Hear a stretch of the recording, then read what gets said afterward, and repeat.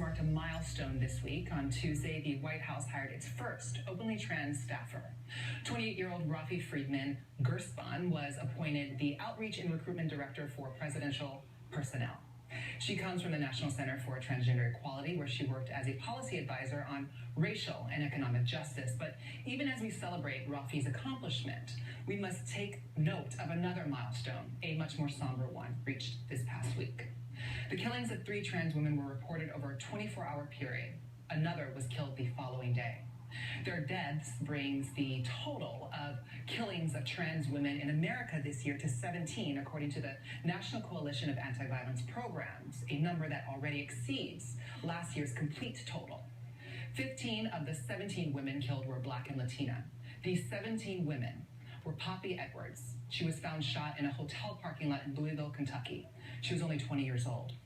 Lamia Bird, 30 years old, shot in Norfolk, Virginia. Lamia was a musician, and loved ones described her as a kind person who would give the shirt off her back.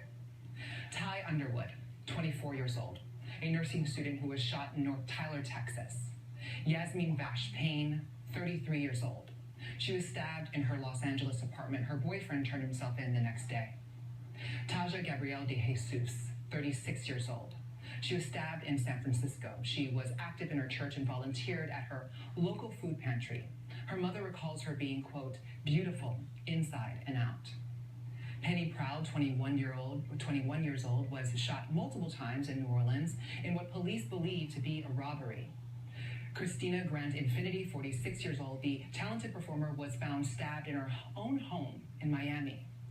London Chanel, 21 years old, she was stabbed in Philadelphia. Her roommate confessed to the crime. Mercedes Williamson, 17 years old. Her body was found buried in Rocky Creek, Alabama. Mercedes aspired to be a cosmetologist.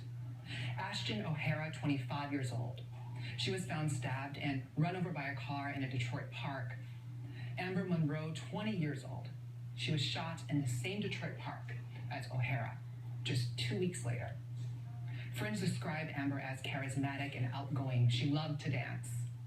India Clark, 25 years old, she was found beaten to death in a Tampa, Florida park. Loved ones remember her as a loving, confident, and happy person. Casey Haggard, 66 years old, she was stabbed on the street in Fresno, California. She was just becoming active in her local trans community. Shade Schuler, 22 years old.